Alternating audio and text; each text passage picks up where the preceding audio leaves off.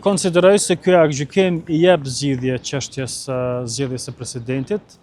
dhe është një bazë mirë juridike që në të ardhmen të mos krijohen gërçe politike për shkak të dallimeve ose qëndrimeve kundërshtuese mes kampeve të ndryshme politike në raport me procedurat e zgjedhjes së presidentit. Aktgjykimi është një zgjidhje kreative e situatës, duke qenë se bën një harmonizim të mirë mes nenit 82 dhe 86 të Kushtetutës së Republikës së Kosovës, të cilët në shikim të parë duken kontradiktor, pasi që neni 82 thotë që kuvendi shpërndahet gjatë 10 ditë pasi të fillojë procedura e zgjedhjes së presidentit në rast se dështon ajo, ndërsa neni 86 ka përcaktuar që Presidenti I Republikës Kosovës duhet të zgjidhet 30 ditë para skadimit të mandatit të presidentit aktual. Këto kanë qenë edhe dilemat mes kampeve politike, se kur fillon ky afat, ky gjallëdiçi a fillon më herët, pra a do të filloj me momentin kur fillojnë procedurat, apo do të filloj 2 muaj më herët se sa të vijë ky 30 diçi kur kuvendi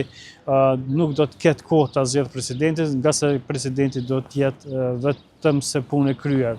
Unë mendoj që Gjykata Kushtetuese I ja ka qartësuar punën Kuvendit të Republikës Kosovës, edhe siç e thash, ky aktgjykim paraqet një bazë mirë edhe për të ardhmen. Unë mendoj që nuk ka më dilema ligjore se çka të veprohet, pasi që aktgjykimi është I qartë, nuk ka kurfar konfuziteti, janë edhe 34 ditë në dispozicion, me soden kanë mbetur edhe 32, ku kuvendi do ta ketë mundësi ta zgjedhë një president, dhe në rast se këto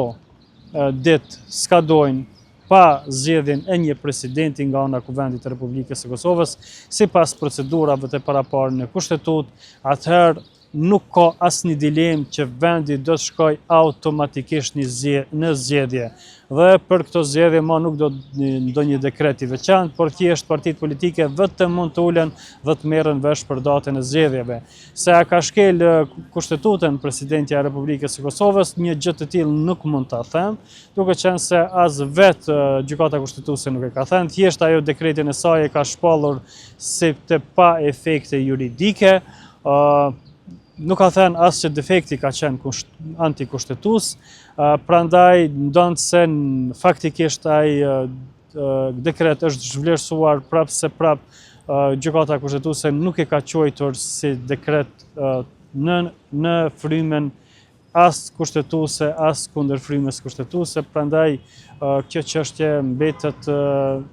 më shumë çështje interpretimeve të taboreve të ndryshme, por ajo çka është e sigurt është se gjykata nuk ka konstatuar në aktgjykim se presidentja ka nxjerrë një dekret antikushtetues ose e ka shkelur kushtetutën.